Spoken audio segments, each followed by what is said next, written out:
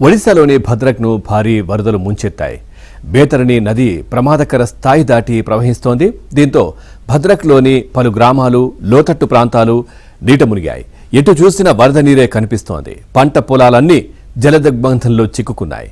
Rescue బృందాలు సహాయక చర్యలు కొనసాగిస్తున్నాయి.